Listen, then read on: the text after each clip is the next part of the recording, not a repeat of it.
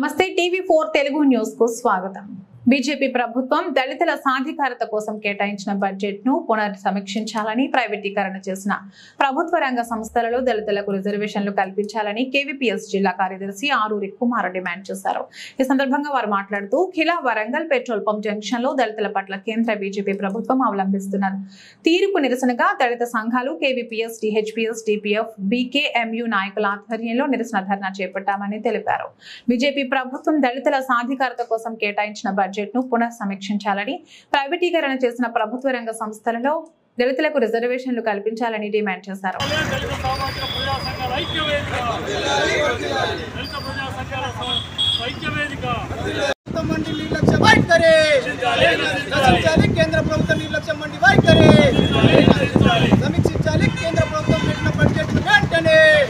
అందరు చేయలేపులన్నా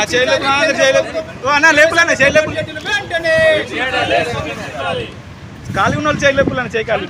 ప్రైవేట్ రంగంలో రిజర్వేషన్లు, ప్రైవేట్ రంగంలో రిజర్వేషన్లు, ప్రైవేట్ రంగంలో రిజర్వేషన్లు, ప్రైవేట్ రంగంలో ప్రమోషన్లు, ప్రైవేట్ రంగంలో ప్రమోషన్లు।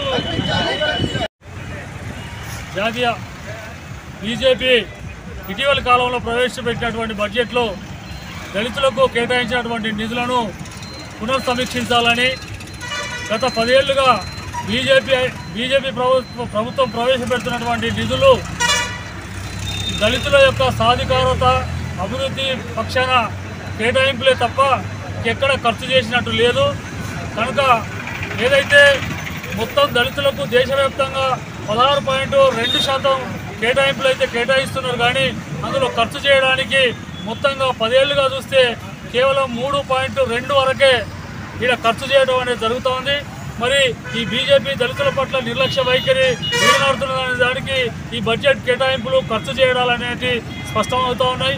అదేవిధంగా ఏదైతే ప్రభుత్వ సెక్టార్నంతా ప్రైవేటీకరించడం, ఆ ప్రైవేటీకరించడంలో రిజర్వేషన్లు కొనసాగించడం లేకపోవడం ద్వారా దళితులకు ఎక్కడ విద్యా ఉద్యోగ అవకాశాలు అనేటివి కొనసాగడం లేదు।